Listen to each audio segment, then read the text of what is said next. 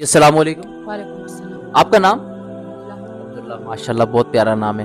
اور کون سی کلاس میں پڑھتے ہیں آپ؟ 6. اچھا آپ سب سے پہلے یہ بتائیں آیت الکرسی کون سے پارے میں آتی ہے؟ تیسرے پارے میں. ماشاءاللہ بہت اچھا جواب.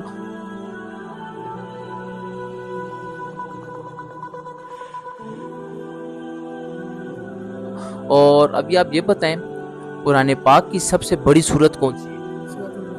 سورۃ البقرہ. ماشاءاللہ بہت اچھا جواب. اچھا ابھی آپ یہ بتائیں وہ کون سے نبی تھے جو اپنی قبر مبارک میں خود جا کر لیٹے تھے؟ حضرت موسیٰ علیہ السلام کے بھائی بھی تھے.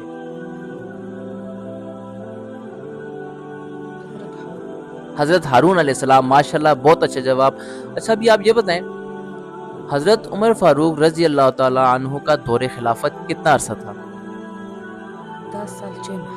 10 سال 6 ماہ. ماشاءاللہ بہت اچھا جواب. اور وہ کون سے نمبر کے خلیفہ تھے؟ خلفائے راشدین میں ان کا کون سے نمبر پر؟ پہلے نمبر پہ تھے حضرت ابو بکر صدیق رضی اللہ تعالیٰ عنہ. دوسرے نمبر پر تھے حضرت عمر فاروق رضی اللہ تعالیٰ عنہ. تیسرے نمبر پر تھے حضرت عثمان غنی رضی اللہ تعالیٰ عنہ. اور چوتھے نمبر پر تھے حضرت علی رضی اللہ تعالیٰ عنہ. ٹھیک ہے. اچھا ابھی آپ یہ بتائیں جنگ بدر میں کتنے مسلمان شہید ہوئے تھے؟ 14. اور کتنے کفار شہید ہوئے تھے جنگ بدر میں؟ کتنے کفار شہید ہوئے تھے؟ 70. ماشاءاللہ بہت اچھا جواب. ابھی آپ یہ بتائیں صحابی کسے بولا جاتا ہے؟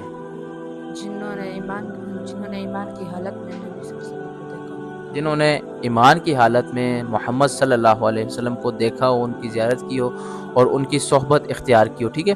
اچھا ابھی آپ یہ بتائیں وہ کون سے نبی تھے جن کے اوپر روایت کے مطابق 10 دن یا 14 دن ان کے اوپر موت طاری کی گئی تھی، اس کے بعد دوبارہ انہیں زندہ کیا گیا تھا؟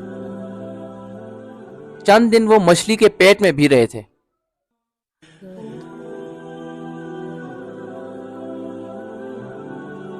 حضرت یونس علیہ السلام. ٹھیک ہے. اچھا آپ یہ بتائیں وہ کون سے نبی تھے جن کے اوپر 100 سال تک موت طاری کی گئی تھی، اس کے بعد انہیں زندہ کیا گیا تھا؟ ان کا ذکر قرآن پاک میں بھی آیا ہے. وہ تھے حضرت عزیر علیہ السلام. ٹھیک ہے. جن کے اوپر 100 سال تک موت طاری کی گئی تھی، اس کے بعد ان کو دوبارہ زندہ کیا گیا تھا. ٹھیک ہے. اچھا ابھی آپ یہ بتائیں روز محشر میں سب سے پہلا سوال کس چیز کا ہوگا؟ سب سے پہلا سوال نماز کا ہوگا. ٹھیک ہے. ایک دن میں کتنی نمازیں فرض ہیں؟ 5. ماشاءاللہ بہت اچھا جواب. Okay thank you so much. Allah